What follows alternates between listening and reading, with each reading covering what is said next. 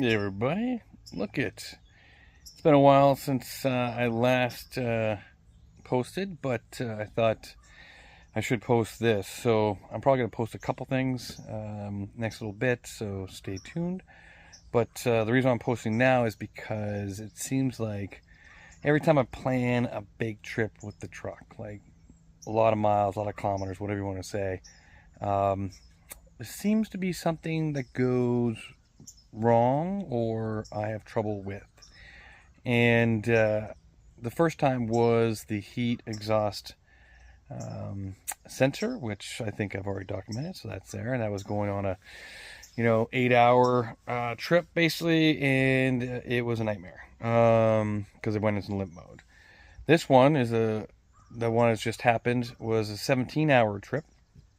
Obviously days, it wasn't necessarily what might be, but 17 days was a pretty good long time. I think the farthest point we were about 23 and a half hours away. So just to give you some perspective on the trip itself. And day two, of course, I seem to have something wrong. Diagnostic was starter, alternator, pulley system. And of course, when you're pulling a trailer and you're out further away than your home, it's not as easy to just find and figure something out.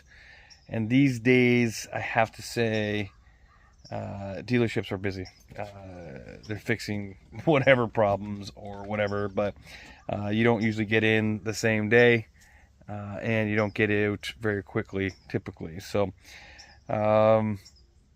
luckily stayed in locations that for a few days or so, and we're able to find a place that could take us in, diagnose it, get the parts, and fix it within a few days. So lucky there.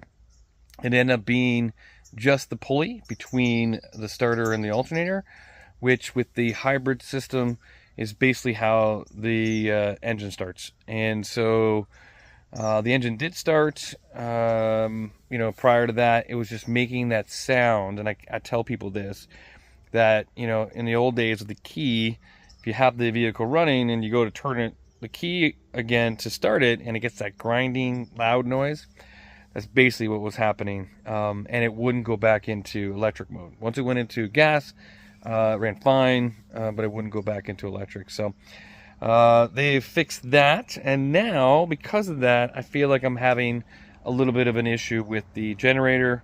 I'm now getting fault issues every so often as I try to use it, which is now causing me a little bit of another stress. So here you are, just another scenario with the Power Boost. I thought I would share my little experience with everyone out there.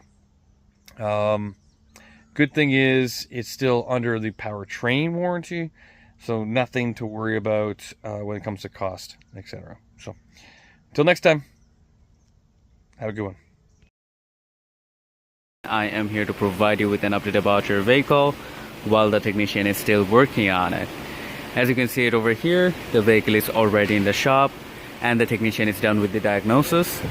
So as we're concerned about the starter motor making a grinding noise, the technician did diagnose the concern, and he stated that the vehicle will be needing a replacement of the belt integrated starter generator and the tensioner to fix the concern.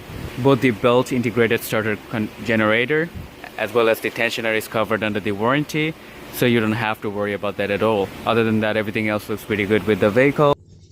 So there you have it,